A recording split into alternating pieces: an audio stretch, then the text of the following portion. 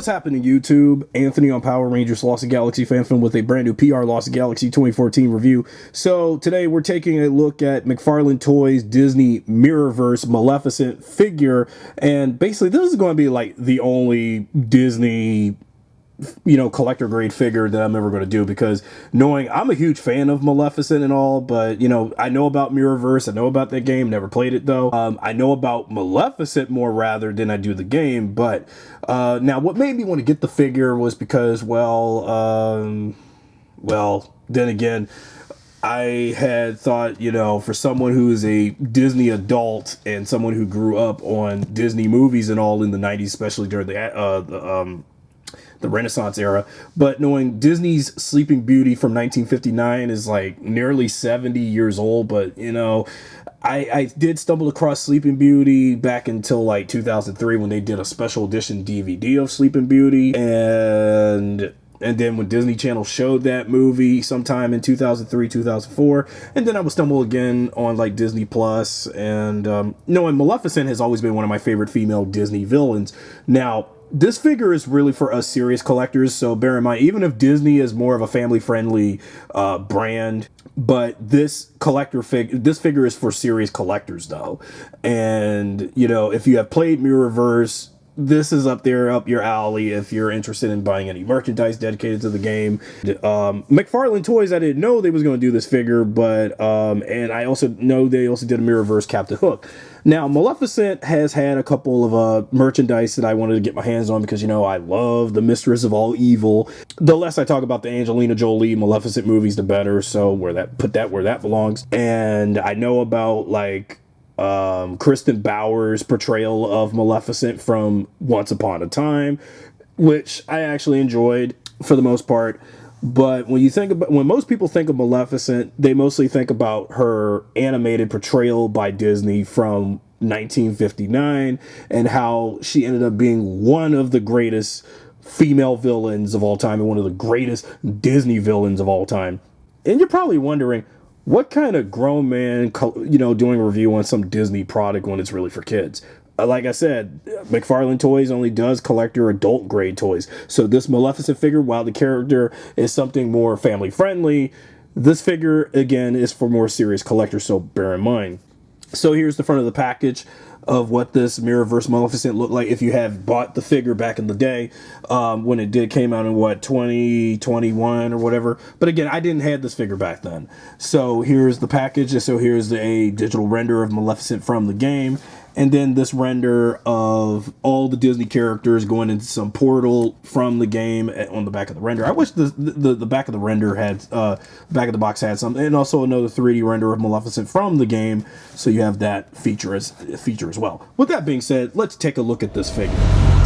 Okay, now that we got Maleficent out of the package, we're going over a few of her accessories because she only has about 3, and here's some of the material that she came with. First is a trading card where she is considered on a ranged roster or something. Again, I never played the game, so you got a new render of Maleficent from the game, and actually she looks really malevolent and badass. Plus, even though the figure is pre-owned, but the card is a little bent, you can see some scratches on my Maleficent trading card for this.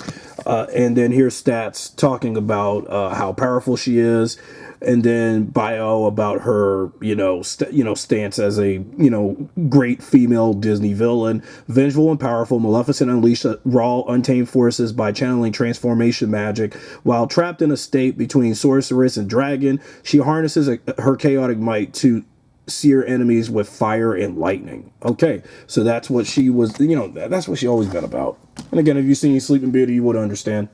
Then we go over her scepter, staff thing, and actually this looks very malevolent of Maleficent's staff, and just look at it, man.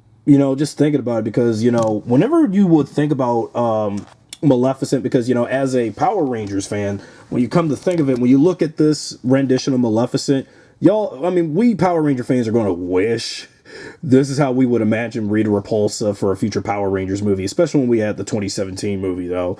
But, you know, with Maleficent, she did have this Rita Repulsa inspired thing going for her. I mean, again, when you think about it, the horns, just like Rita's little horns on her little headdress thing, and, you know, this long gown and stuff of a dress for her being a sorceress. You know, Maleficent doesn't, unfortunately, this figure doesn't come with any movable feet or anything, no articulate legs. She just stands like this, like a little statue, and that's about it. So there's very few points of articulation, you know, even though the box, whatever it said was a lie. Then you also have this piece that goes to her dress, which you plug to this port, I believe. And then here is the plug port to put to her gown to complete the set. Just make sure you put this little lower dress piece to the figure and into the port, so that way the dress is complete. And I know it's really huge and very, very animated in its appearance. So this is all this Maleficent has going for her. Now let's go over what little bits of articulation she did have. Of course, you can move her head around and tilt her head up and down. Unfortunately, I don't think you can turn her head all the way around, and it's just, you know, left and right, up and down, tilt that head, and that's about it for that head movement. Then her neck also moves around too, so you got that going too as well. And then abdomen area, you can do abdomen crunch on it too. So again, there's not much going for Maleficent articulate wise, but I just like the overall evil design of Maleficent because, again, great female villain and one of my few inspirations. And then her arms, she only has a few bits of like elbow crunching going on, so that's about it. And then elbow crunch on this arm. But I think you're not going to be able to see her, with these bat flaps around her arms, you're not going to see her face all that much. And even when I was taking some photos, but you can get some good looks of Maleficent even when her arms up with these flaps around to her design, and that's about it.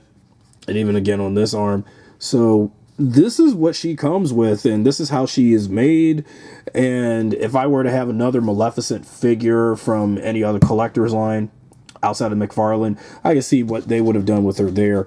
But this is as far as I go. I know this is a really rather short review because, well, she just doesn't have anything going for her. So overall, while I love Maleficent, I'm kind of mixed on the figure, though. I mean, it was a figure I just bought out of curiosity because I just like Maleficent, but I'm just really mixed on the playability of Maleficent. She's rather more of just like a statue type of, figurine than like something you would play with all the way. So that's what kind of hurts this figure a little bit for me. I don't hate the figure. I like it for what it was. I like it for what it is, but it's just, she just doesn't have nothing going for her, though.